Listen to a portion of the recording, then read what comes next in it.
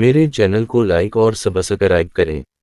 हसीन बंजाबीर ने बयान किया कि कोफा में एक मुहद्दिस थे जो हमारे सामने हदीस बयान करते थे।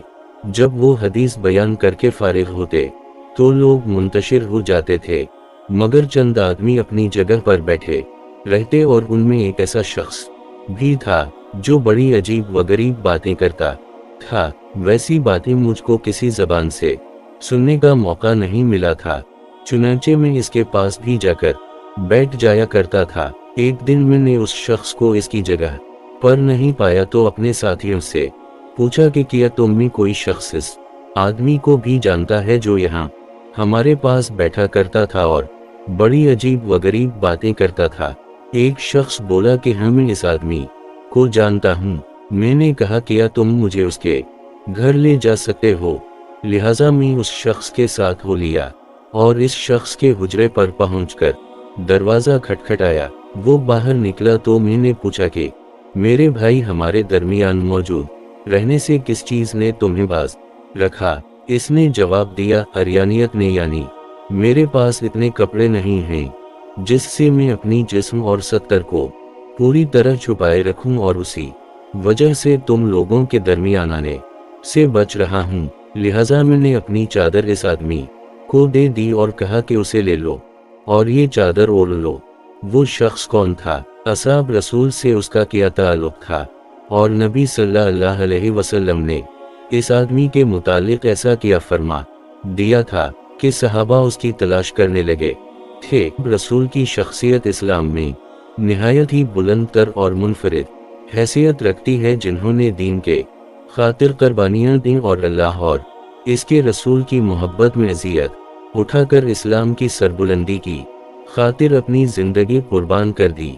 ये वो लोग थे जिन्होंने नबी की सोहबत पाई और आपके साथ ज़िंदगी बसर की, जिहाद किया, हिजरत की, यहाँ तक कि नबी सल्लल्लाहु अलैहि वसल्लम की मोहब्बत में इस दुनिया से रुखसत हो गए। लेकिन उन असहाब में एक शख्स ऐसा भी है जिन्हें मोहम्मद सल्लल्लाहु अलैहि वसल्लम का साथ और सोहबत नसीब ना हो सका। इसके बावजूद वो आप सल्लल्लाहु अलैहि वसल्लम की मोहब्बत और अक़ीदत में दीगर असहाब से कुछ कम ना था। खुदा नबी ने उस शख्स की इतनी फजीलत बयान की कि सहाबा किराम को उन पर रश्क आ गया। इस अजीम मकाम व मंजिलत पर फाल शख्स का नाम आवेज़ बिन आमिर करनी था, जिनका ताल्लुक यमन के किरल कबीले से था।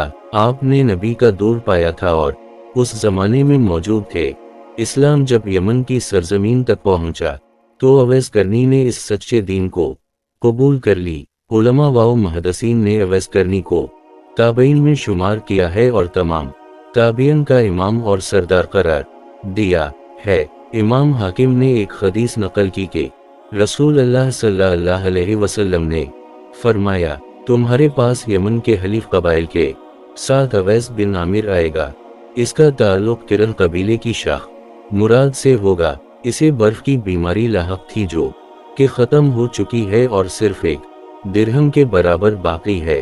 वो अपनी वालिदा के साथ निहायत ही नेक सलूक करता है। अगर वो अल्लाह पर कसम भी डाल दे तो अल्लाह इसकी कसम पूरी फरमा देगा। लिहाजा अगर तुम इससे अपने लिए इस्तग़फ़ार करवा सको तो ज़रूर करवाना। इब्न साकर की रिवायत के मुताबिक हज़रत उमर इब्न ख़िताब रज़ी अल्लाह ताला अन्हा ने 10 सालों तक अवैस करनी नामी उस शख्स को तलाश करवाया, यहाँ तक कि हज के मौका पर जब यमन से लोग मक्का आए तो हज़रत उमर ने इन्हें जुमा किया और उनसे पूछा कि तुम में से जो भी कबीला मुराद का हो वो खड़ा हो जाए। लिहाजा कबीला मुराद के जो लोग थे वो खड़े हो गए और बाकी बैठ गए। इसके बाद सरमाया किया, तुम में से कोई शख्स अवैस नामी आदमी को जानता है? ये पूछते पूछते आप खुद अवैस के पास आए और पूछा कि क्या तुम्हारा नाम अवैस है? इन्होंने कहा हाँ। हज़रत उमर ने फरमाया कि तुम मुराद कबीले की शाख किरण से हो? इन्होंने कहा हाँ। हज़रत उमर ने पूछा कि क्या तुम्हें बर्फ खाओ? अच्छा हो गया, मगर दिरहम बराबर बाकी है। इन्होंने कहा जी हाँ। हज़रत उमर ने कहा कि क्या तुम्हारी माँ है? इन्होंने कहा जी। लिहाजा हज़रत उमर ने कहा कि मैंने रसूल अल्लाह सल्लल्लाहु अलैहि वसल्लम से सुना था कि आप फरमाते थे कि तुम्हारे पास अवैस बिन आमिर अमन वालों की कुमक फौज के साथ आएगा। वो कबीला मुराद से है जो किरण की शाख है, उसको बरस था वो अच्छा हो गया, मगर दिरहम बाकी है, इसकी एक माँ है।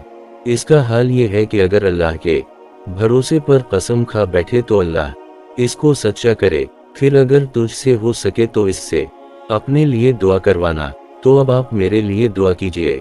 लिहाजा हजरत अवैस ने हजरत उमर इब्न खिताब के लिए बख्शिश के दुआ फरमाई। आपने कहा कि तुम कहाँ जाना चाहते हो? हजरत ऐसे करनी ने कहा मैं कोफा जाना चाहता हूँ। हजरत उमर ने फरमाया कि मैं आपको कोफा के हाकिम के नाम एक लिख दूँ। हजरत अवैस ने फरमाया कि मुझे गरीबों और खाकसारों में रहना अच्छा लगता है। हजरत अवैस करनी नहीं थी, जाहिद और मुतक़ती शख्स थे। आपके मुतालिक रिवायतों में आता है कि आपके पास एक चादर थी जो जमीन पर बैठते वक्त जमीन पर लगती थी। इस पर वो कहा करते कि या अल्लाह, मैं हर जीरो के भूखे और नंगे होने पर तुझसे माजरत चाहता हूँ। मेरे पास सिर्फ मेरे पीठ पर मौजूद कपड़ा और मेरे पीठ में मौजूद खुराक ही है। किसी दिन शाम होती तो आवेज़ करनी फरमाते आज की रात रुको की रात है, लिहाजा सुबह तक रुको करते, और कभी शाम के वक्त कहते आज की रात सजदे की रात है, तो सुबह तक सजदे में पड़े रहते। बाज़ औक़ात शाम के वक्त अपने घर में मौजूद इजाफी खाना पीना लिबास सब कुछ सदका कर देते और फिर कहते ऐ अल्लाह, अगर कोई भूख से मर गया तो मेरा मौगज़ मत करना, और अगर कोई ननगा फौत हो गया तो मुझसे हिसाब ना लेना। दरअसल आपकी नाबीना वालिदा की देखभाल और खिदमत की वजह से अवैस करनी नबी सल्लल्लाहु अलैहि वसल्लम की खिदमत में मदीना ना पहुंच सके, लेकिन गीबी तौर से अल्लाह ने नबी को उनकी खबर पहुंचाई।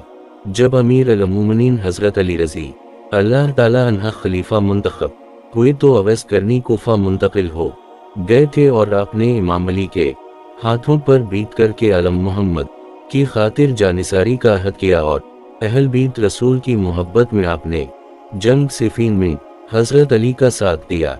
आपकी हिमायत में मैदान जंग में उतरे। सन 37 हिजरी में जंग सिफीन में आप की शहादत हुई।